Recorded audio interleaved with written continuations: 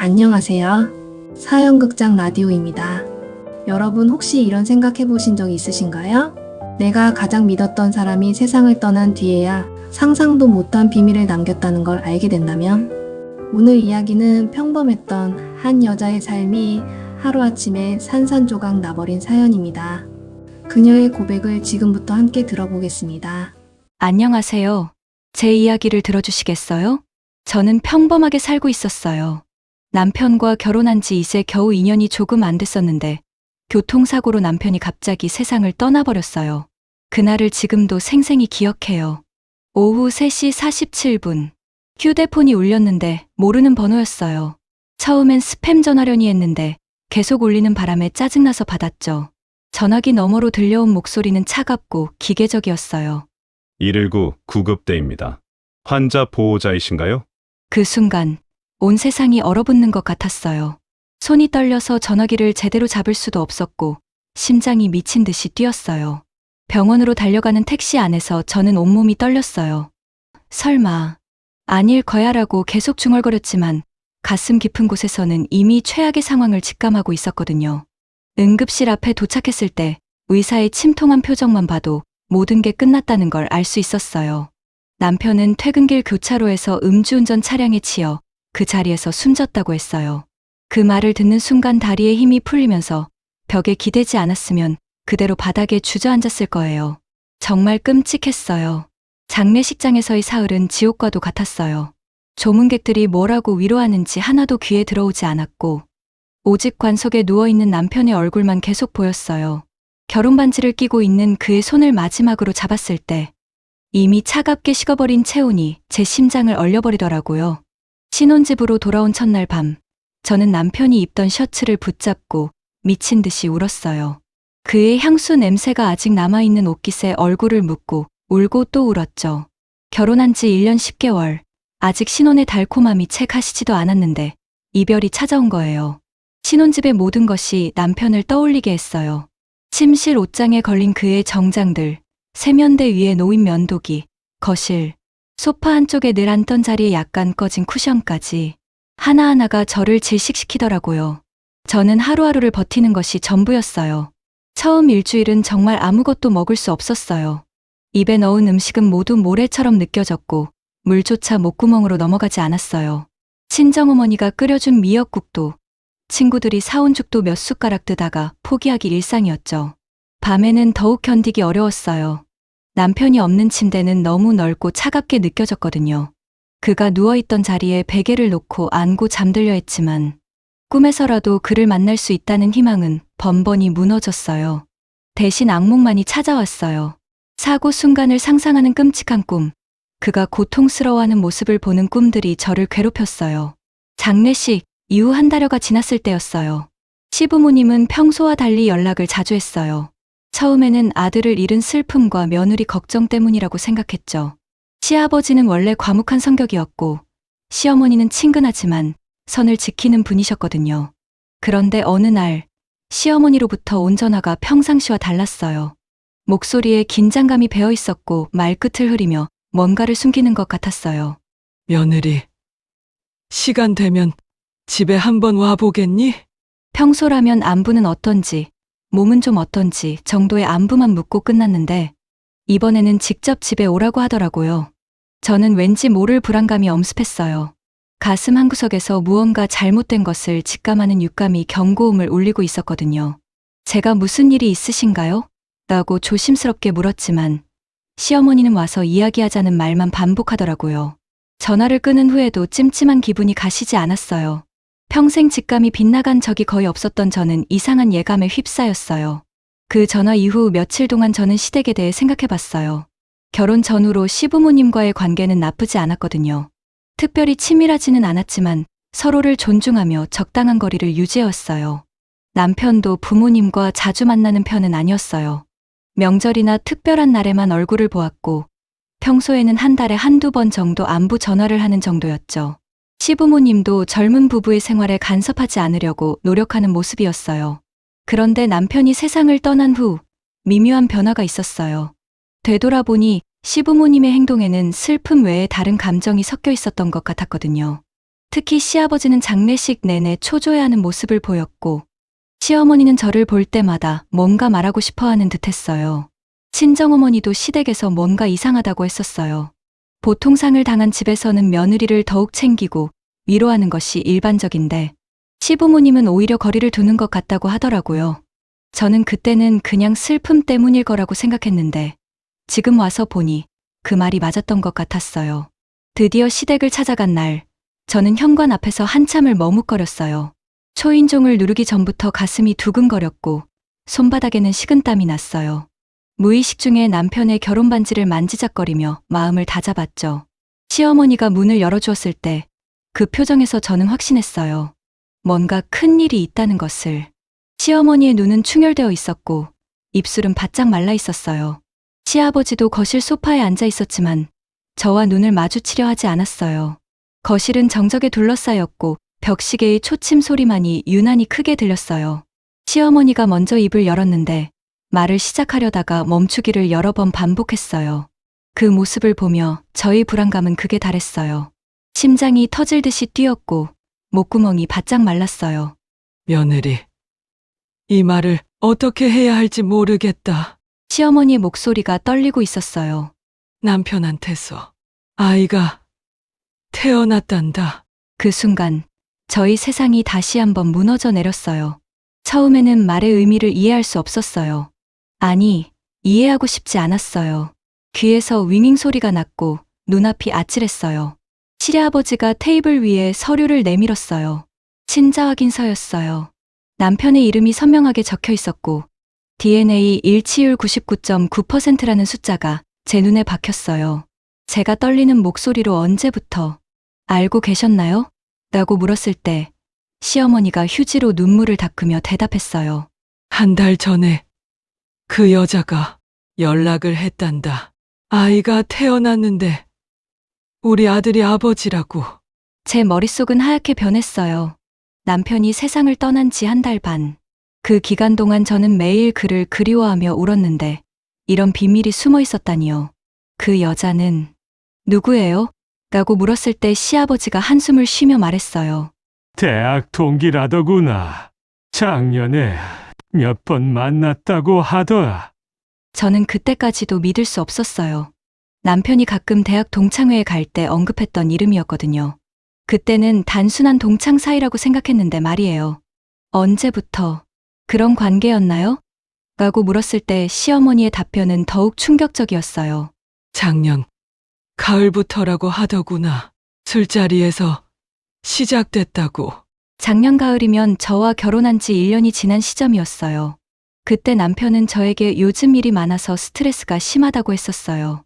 야근도 잦아졌고 동창회 모임도 늘어났어요. 저는 그런 남편을 이해해 주려 했어요. 신혼이니까 서로 적응하는 시간이 필요하다고 생각했거든요. 남편이 늦게 들어와도 따뜻한 밥을 해놓고 기다렸고 피곤해하면 마사지도 해줬어요. 그런데 그 시간에 다른 여자와 정말 어이없고 억울했어요. 그 여자가 왜 이제서야 말한 거예요? 제 목소리에는 분노가 섞이기 시작했어요. 처음에는 혼자 키우려고 했다는구나. 그런데 우리 아들이 사고를 당하고 나서 아이 양육비도 문제고 혼자서는 감당이 안 된다고 하더라. 시아버지의 말에 저는 피가 거꾸로 솟는 기분이었어요. 남편이 바람을 피웠던 것도 충격인데 이제는 그 여자가 경제적 지원까지 요구한다는 거였어요. 저는 작년을 떠올렸어요. 그때 저는 남편과 첫 번째 결혼 기념일을 준비하고 있었거든요. 깜짝 선물을 준비하며 설레어 했고 미래에 대한 꿈을 키우고 있었어요. 그런데 그 시점에 남편의 다른 여자가 있었다니요. 정말 기가 막히고 코가 막혔어요. 제가 충격을 받고 있는 동안 시부모는 이미 계획을 세워놓은 듯 했어요. 시아버지가 차분한 목소리로 자신들에게 제안이 하나 있다고 하더라고요. 저는 불길한 예감에 온몸이 굳어졌어요. 시아버지가 자신들 나이가 이미 70이 넘어서 아이를 키우기에는 너무 늙었다고, 그렇다고 그 여자한테 맡겨놓을 수는 없다고 하더라고요. 시어머니가 말을 이어받으며 제가 그 아이를 키워주면 어떨까 하고 제안했어요. 저는 제 귀를 의심했어요. 방금 뭘 들은 거죠? 남편의 불륜으로 태어난 아이를 배신당한 아내인 제가 키우라고요? 정말 말도 안 되는 소리였어요. 시아버지가 물론 그냥 키우라는 게 아니라면서 자신들 재산을 다 주겠다고 하더라고요. 서류를 더 꺼내며 이 집과 예금 통장들을 전부 다 제 앞으로 옮겨주겠다고 했어요. 저는 서류들을 바라봤지만 숫자들이 눈에 들어오지 않았어요. 재산이 얼마인지는 중요하지 않았거든요. 중요한 것은 이들이 돈으로 제 인생을 바꾸려 한다는 것이었어요. 시어머니가 자신들도 이런 부탁을 하는 게 미안하지만 다른 방법이 없다고 하더라고요. 그 말에서 저는 이들의 진심을 읽었어요. 미안함보다는 계산이 앞서는 것 같았어요. 손자를 포기할 수는 없지만 직접 키울 수도 없으니 돈을 주고 며느리에게 떠맡기려는 거였어요. 그 여자는 뭐라고 하냐고 물었더니 아직 아무 말 안 했다면서 우선 제 의견을 듣고 싶었다고 하더라고요. 저는 그 말에서 또 다른 의미를 읽었어요. 만약 제가 거부하면 그 여자와 직접 거래를 할 수도 있다는 뜻이었어요. 어쨌든 아이는 자신들이 키우고 싶어 했거든요. 시간을 달라고 너무 갑작스러운 일이라고 했을 때 물론이지만 너무 오래 끌 수는 없다면서 그 여자도 답답해하고 있다고 하더라고요. 시아버지의 말에는 은근한 압박이 들어 있었어요. 저는 그 순간 깨달았어요. 이들에게 저는 며느리가 아니라 그저 문제 해결의 수단일 뿐이라는 것을 말이에요. 집으로 돌아오는 길에 저는 멍한 상태였어요. 지하철 안에서도 집으로 올라가는 엘리베이터 안에서도 시댁에서 들은 말들이 계속 맴돌았어요. 재산 목록을 다시 떠올려 보니 상당한 금액이었어요. 강남의 아파트와 상가 건물, 그리고 여러 개의 통장들. 평생 걱정 없이 살 수 있는 돈이었어요. 하지만 그 돈의 대가는 남편의 배신을 평생 안고 살아가는 것이었어요. 그 아이를 볼 때마다 남편의 불륜을 떠올려야 하고 그 여자와도 연결되어 있어야 했어요. 저는 상상만으로도 숨이 막혔어요. 신혼집에 도착해서도 마음이 편치 않았어요. 남편의 사진을 보니 이제는 그리움보다 배신감이 더 컸어요. 그 웃는 얼굴 뒤에 이런 비밀을 숨기고 있었다니요. 결혼 전에는 그렇게 진실한 사람인 줄 알았는데 말이에요. 저는 그 밤 한잠도 자지 못했어요. 천장을 바라보며 계속 생각했어요. 과연 제가 그 아이를 사랑할 수 있을까? 다른 여자와 남편 사이에서 태어난 아이를 진심으로 받아들일 수 있을까? 며칠의 고민 끝에 저는 결심했어요. 아무리 많은 돈을 준다고 해도 이 제안을 받아들일 수 없었어요. 제 존엄성을 돈으로 팔 수는 없었거든요. 시댁에 전화를 걸어 만남을 요청했어요. 이번에는 시부모뿐만 아니라 친정부모님도 함께 하자고 했어요. 이런 중요한 문제는 양가 부모가 모두 참석해서 논의해야 한다고 생각했거든요. 만남 장소는 시댁 거실이었어요. 저는 친정부모님과 함께 갔어요. 아버지는 평상시와 달리 굳은 표정이었고 어머니는 걱정 가득한 눈빛이었어요. 이미 저로부터 모든 상황을 들었기 때문이었죠. 시부모는 친정부모를 맞이하며 어색한 미소를 지었어요. 하지만 곧 분위기는 차갑게 변했어요. 친정아버지가 자리에 앉자마자 날카로운 목소리로 말했어요. 먼저 사과부터 해야 하지 않겠습니까? 우리 딸이 얼마나 힘들어하는지 아세요? 남편을 잃은 슬픔도 채 가시지 않았는데 이런 일까지? 시아버지가 머리를 숙였어요. 죄송합니다. 저희도 어떻게 말씀드려야 할지 몰라서. 몰라서가 아니라 아들 교육을 잘못하신 거 아닙니까? 결혼한 지 1년도 안 되어서 바람을 피우다니. 그것도 아이까지 만들어 놓고. 친정아버지의 목소리가 높아졌어요. 저는 그 모습을 보며 속이 뜨거워졌어요. 아버지가 저를 위해 분노하고 계신다는 게 고마우면서도 이런 상황 자체가 너무 부끄러웠어요. 시어머니가 저희도 몰랐다면서 아들이 말을 안 해서 그랬다고 변명하려 했어요. 몰랐다고 해서 되는 일입니까? 이제 와서 우리 딸한테 그 아이를 키우라고? 양심이 있는 소리를 하세요. 친정어머니도 눈물을 글썽이며 우리 딸이 얼마나 착한 앤지 아시잖냐고 그런 아이한테 이런 상처를 주시고 이제는 사생아까지 떠맡으라니 어떻게 그럴 수 있냐고 하셨어요. 그때 친정어머니가 사생아라는 말을 하자 시아버지가 벌떡 일어나면서 사생아라니 그래도 우리 손자인데 그런 말을 하면 되냐고 화를 내더라고요. 친정아버지도 질 수 없다는 듯이 일어서서 손자면 아들한테 잘 가르쳤어야 한다고 결혼한 남자가 다른 여자와 관계를 맺어서 아이까지 낳게 했으면 그 책임은 누가 져야 하냐고 맞받아치셨어요. 저는 양가 부모가 대립하는 모습을 보며 가슴이 찢어지는 듯했어요. 남편의 잘못 때문에 이렇게 가족들이 서로 상처를 주고받아야 하는 거였어요. 정말 화가 났어요. 그만하세요, 모두! 제가 소리쳤어요. 모든 시선이 저에게 집중되었어요. 그 순간 저는 단호하게 결정을 내렸어요. 제가 결정하겠다고 아무리 많은 돈을 줘도 그 아이를 키울 수 없다고 말이에요. 시어머니가 다급하게 다시 한번 생각해보라고 그 아이가 죄가 없지 않냐고 했지만 저는 똑똑히 말했어요.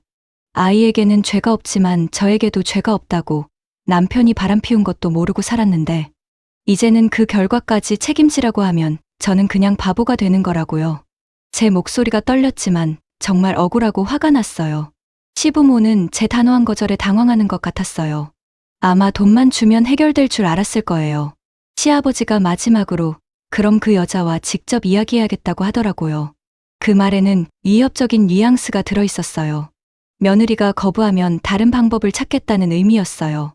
저는 냉정하게 그러라고 대답했어요. 하지만 조건이 있었어요. 다시는 저에게 이런 제안하지 말고 앞으로 연락도 하지 말라고 했어요. 저도 이제 남편과의 관계는 정리하고 새로운 삶을 살고 싶다고 말했거든요. 그 말에 시어머니가 울먹이며 그래도 우리는 가족이었다고 하더라고요. 하지만 저는 단칼에 잘라 말했어요. 가족이라면 이런 부탁을 하면 안 된다고요. 저는 일어서며 마지막으로 말했어요. 남편은 제 남편이었지만 이제는 과거이고 그 아이 일은 알아서 해결하라고요. 친정부모님은 시댁을 나서면서부터 분노를 감추지 못했어요. 특히 아버지는 엘리베이터 안에서부터 주먹을 불끈 쥐고 있었어요. 어떻게 저런 말도 안 되는 소리를 할 수 있지? 우리 딸이 무슨 호구냐? 아들이 바람 피워서 낳은 애를 키우라고? 아버지의 목소리에는 분노가 가득했어요. 어머니도 눈물을 흘리며 말했어요. 그 사람들 정말 너무해요. 돈만 주면 다 된다고 생각하나 봐요. 저는 부모님의 분노하는 모습을 보며 마음이 복잡했어요. 한편으로는 저를 지켜주려는 부모님이 고마웠지만 다른 한편으로는 이 모든 상황이 부담스러웠어요. 집에 도착한 후 아버지는 소주를 꺼내며 참을 수 있는 선을 넘었다고 하시더라고요. 평소 술을 거의 마시지 않던 아버지가 소주병을 열며 분노를 토해내기 시작했어요. 결혼할 때 남편을 얼마나 좋은 사람이라고 자랑했는지, 대학도 좋은 데 나오고 직장도 좋다고 했는데 겉만 번지르르 하고 속은 이 모양이었다고 하시면서 정말 분해하셨어요. 저는 아버지의 말을 들으며 가슴이 아팠어요. 남편과 결혼할 때 부모님이 얼마나 기뻐했는지 기억났거든요. 사위를 자랑스러워했고 딸이 좋은 사람 만나서 행복하게 살 거라고 믿었어요. 제가 이제 그만하자고 다 끝난 일이라고 했을 때 아버지는 끝난 일이 아니라며 시댁에서 또 무슨 짓을 할지 모른다고 걱정하셨어요. 아버지의 우려는 맞았어요. 시부모는 쉽게 포기할 사람들이 아니었거든요. 어머니는 저를 껴안으며 울었어요. 우리 딸이 얼마나 힘들었을까, 혼자서 이 모든 걸 견디고 있었다니 하시면서요. 저도 어머니 품에서 펑펑 울었어요. 남편이 죽은 후로 억지로 강해지려고 했는데 어머니 앞에서는 그럴 필요가 없었거든요. 제가 어떻게 해야 할지 모르겠다고 하자 어머니는 울지 말라면서 엄마가 다 해결해 주겠다고 하셨어요. 어머니의 말에는 단호함이 들어있었어요. 당장 이사를 준비하자고 시댁에서 또 찾아올지 모르니까 여기 있으면 계속 시달릴 거라면서 깨끗하게 정리하고 새로 시작하는 게 좋겠다고 하셨거든요. 저는 어머니의 제안에 마음이 흔들렸어요. 사실 이 집에서 계속 사는 것도 고통스러웠거든요. 남편의 흔적이 너무 많이 남아 있었고 이제는 그 흔적들이 그리움이 아니라 배신감을 불러일으켰어요. 그로부터 며칠 후 저의 우려는 현실이 되었어요. 시어머니가 집 앞에서 기다리고 있었던 거예요. 시어머니가 잠깐만 이야기하자고 하더라고요. 저는 현관문을 열지 않고 인터폰으로 더 이상 할 말 없다고 돌아가라고 했어요. 시어머니가 5분만 시간을 달라며 정말 중요한 이야기가 있다고 절박하게 말하더라고요. 저는 마음이 흔들렸지만 문을 열지 않고 전화나 문자로 하라고 했어요. 그때 시어머니가 충격적인 말을 했어요. 그 여자가 아이를 데리고 나타나서 시댁에 직접 양육비를 달라고 할 거라면서요. 제 가슴이 철렁했어요. 시댁 일이니까 저와는 상관없다고 했더니 시어머니가 은근한 협박을 하더라고요. 정말 상관없다고 생각하냐면서 남편의 아내였는데 완전히 남이 될 수 있겠냐고요. 저는 등골이 오싹했어요. 시어머니가 집 앞에 나타난 일은 시작에 불과했어요. 그 다음 날에는 시아버지까지 함께 와서 제가 출근하려고 나오는 것을 기다리고 있었던 거예요. 시아버지가 저를 부르면서 도망가지 말고 이야기하자고 하더라고요. 목소리가 점점 커져서 아파트 주민들이 쳐다보기 시작했어요. 저는 창피함과 분노가 동시에 치밀었어요. 저는 화가 치밀어서 협박하는 거냐고 물었더니 협박이 아니라 현실이라면서 자신들이 해결하지 않으면 더 복잡해질 거라고 하더라고요. 시댁의 압박은 회사에까지 이어졌어요. 점심시간에 회사 앞에서 시어머니를 마주친 거예요. 시어머니가 점심 같이 하자고 하더라고요. 저는 동료들의 시선을 의식하며 어쩔 수 없이 따라 나섰어요. 근처 카페에서 시어머니는 울먹이며 정말 다른 방법이 없다고, 그 여자가 매일 전화해서 언제까지 기다려야 하냐고 재촉하고 있다고 하더라고요. 제가 그럼 직접 해결하라면서 왜 저를 괴롭히냐고 했더니 시어머니는 제가 남편의 아내였으니까 완전히 남이 될 수는 없다는 억지 논리를 펼쳤어요. 저는 자리에서 일어나며 더 이상 이런 식으로 저를 찾아오지 말라고 했어요. 그런데 시어머니가 제 팔을 붙잡더라고요. 카페 안에 사람들이 쳐다봤어요. 저는 놓으라고 소리를 질렀고 시어머니가 깜짝 놀라며 손을 뗐어요. 그날 밤 저는 더 이상 참을 수 없다고 결심했어요. 시아버지에게 문자를 보냈어요. 다시 한 번만 제 직장에 나타나면 경찰을 부르겠다고. 이것은 경고가 아니라 통보라고요. 문자를 보내고 나서도 제 마음은 편치 않았어요. 하지만 더 이상 물러설 곳이 없었어요. 저를 지키기 위해서는 강하게 나갈 수밖에 없었거든요. 시아버지에게서 답장이 왔어요. 자신들도 어쩔 수 없이 하는 일이니 이해하라는 내용이었어요. 그 문자를 보며 저는 확신했어요. 이들은 절대 포기하지 않을 것이다. 다음 날 아침, 저는 부동산에 연락했어요. 이사를 결심한 거예요. 남편과의 추억이 담긴 집이었지만 이제는 그 추억마저 독이 되어버렸어요. 부동산 중개인에게 2주 안에 나갈 수 있는 곳으로 알아봐 달라고 급하게 말했어요. 친정에도 연락해서 이사하기로 했다고, 더 이상 여기 있으면 안 될 것 같다고 했어요. 어머니는 잘 생각했다면서 도와주겠다고 하셨어요. 어머니의 목소리에는 안도감이 들어있었어요. 저는 회사에도 휴가를 신청했어요. 이사 준비와 함께 마음의 정리도 필요했거든요. 상사는 사정을 대충 설명하니 흔쾌했어요. 힘든 시간이었을 텐데 충분히 쉬고 오라고 하더라고요. 동료들의 따뜻한 배려가 제 마음을 조금이나마 위로했어요. 이사를 준비하며 남편의 물건들을 정리하던 중 저는 충격적인 사실을 하나 더 발견했어요. 남편의 서랍 깊숙한 곳에서 발견한 편지였어요. 편지는 그 여자가 보낸 것이었어요. 날짜를 보니 남편이 사고를 당하기 한 달 전이었어요. 편지에는 아이가 남편을 닮아가고 있다는 내용과 함께 언제쯤 아내에게 말할 거냐는 물음이 적혀 있었어요. 자신도 이런 상황이 괴롭다는 하소연도 있었고요. 편지를 읽으며 저는 온몸이 떨렸어요. 남편은 이미 모든 것을 알고 있었다는 뜻이었어요. 그리고 아내인 저에게 말하는 것을 고민하고 있었어요. 서랍을 더 뒤지자 남편의 메모가 나왔어요. 그의 필체로 쓰여진 메모에는 충격적인 내용이 적혀 있었어요. 아이 문제는 부모님께 먼저 상의하고 이혼 이야기는 나중에 하겠다는 계획이 적혀 있었어요. 아이 양육비로 월 200만 원을 책정해 놓은 것도 보였고요. 저는 그 메모를 보며 다리에 힘이 풀렸어요. 남편은 저와 이혼을 생각하고 있었던 거예요. 그리고 그 여자와 아이를 위해 구체적인 계획까지 세우고 있었어요. 더 충격적인 것은 다른 메모였어요. 아파트 매매 문의에 대한 내용으로 강남 2억 이하 물건을 알아보고 있다는 기록이 있었어요. 남편은 신혼집을 팔고 그 돈으로 새로운 삶을 계획하고 있었던 것 같았어요. 저와의 결혼 생활을 정리하고 그 여자와 아이와 함께 살 준비를 하고 있었던 거예요. 저는 바닥에 주저앉아 울었어요. 남편의 죽음을 슬퍼했던 제가 얼마나 바보 같았는지 깨달았어요. 남편은 이미 저를 떠날 준비를 하고 있었던 거예요.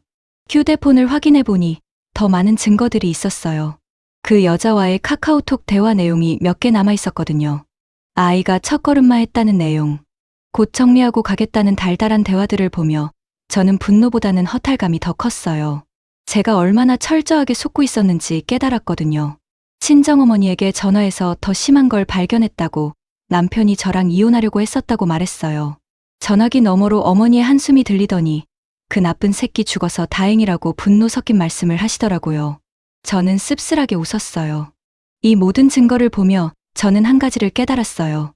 시부모도 아마 이런 상황을 일부 알고 있었을 거라는 점이었어요. 남편이 부모에게 먼저 상의하겠다고 메모했던 것을 보면 분명 무언가 이야기했을 가능성이 높았어요.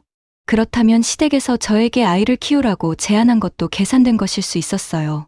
아들이 어차피 이혼할 예정이었으니 사고로 죽은 지금 며느리를 이용해서 손자를 키우게 하려는 것일지도 모르겠더라고요. 저는 시아버지에게 문자를 보냈어요. 남편이 남긴 편지와 메모를 모두 발견했으니 시댁에서도 이미 알고 계셨던 거 아니냐고요. 1시간 후 시아버지에게서 무슨 소리인지 모르겠다는 답장이 왔어요. 하지만 그 부인하는 문자가 오히려 더 의심스러웠어요. 만약 정말 몰랐다면 무엇을 발견했는지 물어봤을 거예요. 이사 날이 다가왔어요. 저는 남편의 물건들을 모두 정리했어요. 옷까지는 기부했고 개인적인 물건들은 시댁으로 보냈어요.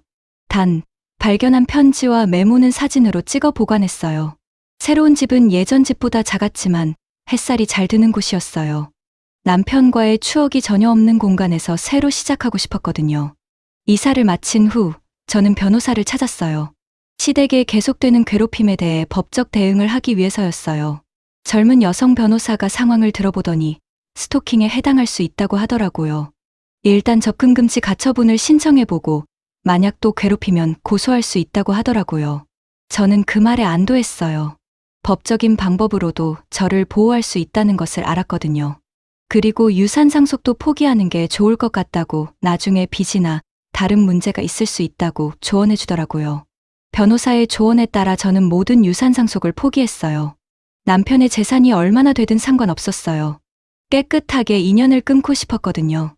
휴가를 마치고 회사에 복귀했을 때 동료들이 따뜻하게 맞아줬어요. 팀장이 많이 힘들었냐면서 이제 좀 어떻냐고 걱정스럽게 물었어요. 저는 많이 좋아졌다면서 새로운 마음으로 열심히 하겠다고 답했어요. 제 대답에는 진정성이 들어있었어요.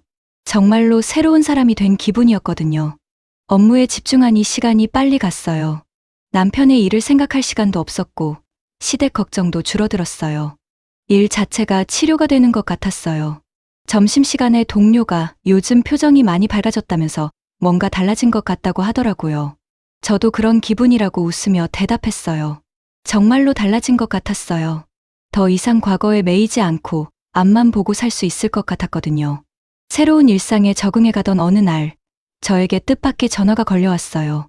그 여자였어요. 목소리는 조심스럽고 떨리고 있었어요. 혹시 남편분의 아내분이냐고 물어보더라고요. 제가 그렇다고 하니 자신을 그 여자라고 소개하면서 한번 만나서 이야기할 수 있겠냐고 하더라고요. 제 심장이 빨라졌어요. 드디어 그 여자가 직접 연락을 한 거예요.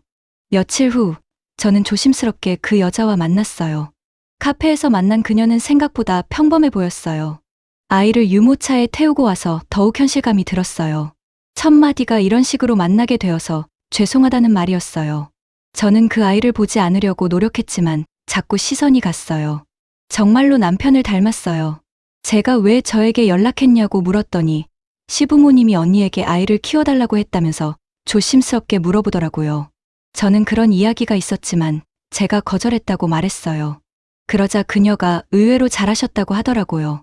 자신도 그런 부탁을 하면 안 된다고 생각했다면서 언니가 얼마나 힘드실지 안다고 하더라고요. 그녀는 자신의 이야기를 털어놨어요. 자신도 처음에는 남편분이 결혼한 줄 몰랐다면서 대학 동창회에서 만났는데 결혼 반지도 안 끼고 있었다고 하더라고요. 저는 깜짝 놀랐어요. 남편이 결혼 사실을 숨겼다는 거였어요. 몇 번 만나고 나서야 알게 됐는데 그때는 이미 늦었다고 목소리에 후회가 묻어 있더라고요. 임신 사실을 알고 남편분에게 말했더니 처음에는 당황해했지만 책임지겠다고 하더라는 거예요. 그녀와 아이랑 살겠다고 아내분과는 이혼하겠다고 했다고 하더라고요. 저는 이미 남편의 메모를 통해 알고 있던 사실이었지만 직접 들으니 다시 한번 충격이었어요. 그런데 갑자기 사고가 나버렸다면서 그녀가 눈물을 글썽이며 말했어요. 자신은 정말 혼란스러웠다고 남편분 부모님이 연락 왔을 때도 어떻게 해야 할지 몰랐다고 하더라고요. 시부모님이 먼저 연락해서 장례식 후에 친자 확인을 하자고 했다는 거예요. 저는 이제야 전체 그림이 보였어요. 시부모는 아들의 죽음 후에 손자의 존재를 확인하고 그 아이를 어떻게든 자신들이 관리하려고 했던 거예요. 처음에는 자신들이 직접 키우겠다고 하셨지만 나이가 많아서 어렵다며 결국 언니에게 부탁한 거라고 하더라고요. 제가 지금은 어떻게 할 생각이냐고 물었더니 혼자 키울 수밖에 없다면서 아이 아빠는 없지만 자신이 낳은 아이니까 키우겠다고 하더라고요. 그녀와의 만남 이후 저는 새로운 관점을 갖게 되었어요. 그녀도 어떤 면에서는 피해자였다는 생각이 들었거든요. 남편에게 속았고 이제는 혼자서 모든 것을 감당해야 하는 상황이었어요. 그 일이 있고 나서 저는 정말로 새로운 삶을 시작했어요. 작은 카페를 열기로 결심했거든요. 카페를 준비하면서 저는 정말로 자유로워진 기분이었어요. 더 이상 누구에게도 속지 않을 거라는 확신이 들었어요. 시댁에서는 한두 번 더 연락이 왔지만 변호사를 통해 모든 연락을 차단했어요. 저는 그들과 완전히 인연을 끊었어요. 친정 부모님도 제 결정을 지지해줬어요. 아버지가 이제야 우리 딸 같아 보인다고 하시더라고요. 어머니도 제 손을 잡으며 이렇게 당당하게 사는 게 맞다고 말씀해 주셨어요. 카페를 운영하면서 저는 새로운 사람들을 만났어요. 단골 손님들, 동네 상인들, 그리고 비슷한 경험을 한 여성들도 있었어요. 그들과 이야기하면서 저는 제가 혼자가 아니라는 것을 깨달았어요. 많은 여성들이 비슷한 배신을 경험하고 있었고 그들 각각이 자신만의 방식으로 극복해 나가고 있었어요. 저는 그런 여성들을 위한 모임도 만들었어요. 서로의 이야기를 들어주고 위로하고 조언하는 모임이었어요. 그 모임을 통해 저도 많은 치유를 받았어요. 1년이 지난 지금 저는 정말로 행복해요. 카페는 잘 되고 있고 새로운 친구들도 생겼어요. 무엇보다 저 자신을 사랑하게 됐어요. 가끔 남편 생각이 날 때도 있지만 이제는 분노나 슬픔보다는 교훈으로 받아들여요. 그 일을 통해 제가 얼마나 강한 사람인지 알게 됐거든요. 그 여자와도 가끔 연락해요. 아이는 건강하게 자라고 있다고 해요. 저희는 서로를 이해하는 몇 안 되는 사람이 되었어요. 이 모든 일을 겪으면서 저는 정말 많은 것을 배웠어요. 사람을 믿되 맹신하면 안 된다는 거였어요. 아무리 가까운 사이라도 상대방의 모든 면을 다 알 수는 없어요. 남편을 진심으로 사랑했지만 그가 어떤 사람인지 제대로 몰랐던 거죠. 지금 생각해보면 그때 시댁의 제안을 받아들였다면 어떻게 됐을까요? 아마 평생 남편의 배신을 안고 살아야 했을 거예요. 그 아이를 볼 때마다 상처받고 그 여자와도 얽혀서 살아야 했을 거고요. 그리고 그 결과 지금의 행복한 삶을 얻을 수 있었어요. 지금 저는 제 카페에서 이 글을 쓰고 있어요. 창밖으로는 따뜻한 햇살이 들어오고 손님들의 웃음소리가 들려요. 2년 전에 그 절망적인 순간을 생각하면 지금이 꿈 같아요. 그때는 정말 세상이 끝난 줄 알았거든요. 하지만 끝이 아니라 새로운 시작이었어요. 더 나은 삶의 시작이었어요. 제 경험이 누군가에게 도움이 되었으면 좋겠어요. 절망적인 상황에 있는 분들에게 희망이 되었으면 좋겠어요. 여러분 이 사연을 듣고 어떠셨나요? 사랑이라고 믿었던 사람이 남긴 건 따뜻한 기억이 아니라 씻을 수 없는 배신이었네요. 우리는 종종 누군가의 부탁이나 체면 때문에 내 인생을 송두리째 내주는 실수를 하곤 합니다. 하지만 그녀는 결국 선택했어요. 돈도 유산도 남편의 그림자도 다 내려놓고 오직 자신의 삶을 지켜내기로 말이죠. 다음에도 다른 사연으로 찾아뵙겠습니다. 오늘도 좋은 하루 되세요. 구독과 좋아요는 영상 제작에 큰 힘이 됩니다. 감사합니다.